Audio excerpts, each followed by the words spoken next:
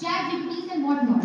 We are in the era of digital age, so this is the era of innovation as well as the concerns also. Artificial intelligence and virtual reality is doing immense changes in our society. Like it is giving us the chat GPTs, chatbots, and giving us the new learning skills. It is also making drastic changes in the healthcare, like treating the cancers. Also, it is making immense changes in the environment field also. Methane emissions को जो उसका data set है वो ये tackle कर सकता है, database बहुत जल्दी हमें मिल सकता है। तो ये सब, और हर सिक्के के दो पहलू होते हैं। एआई बहुत आगे है और हम उस फील्ड में हैं कि हम अपने पैर को उस जमीन से हम पीछे नहीं ला सकते, क्योंकि हमें समय के अनुसार चलना पड़ेगा।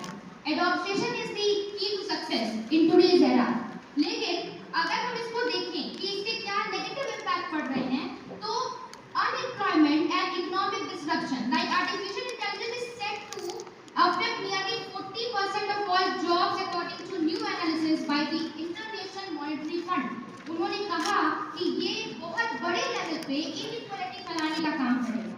सोशल इनइक्वालिटी, जिसको नहीं आता फोन को कैसे यूज करते हैं, डिजिटल टेक्नोलॉजी को कैसे यूज करते हैं, they cannot use AI and virtual reality in the future।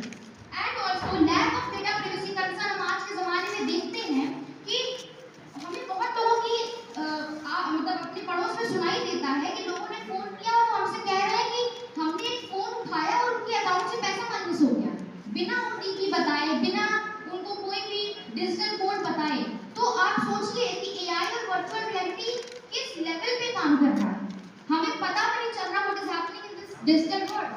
And it is also increasing the criminal activity. Voice cloning हो जा रही है, मतलब कि हमारी आवाज नहीं है, हमारे इमेजेस नहीं है, लेकिन हम वहां पर प्रेजेंट हैं।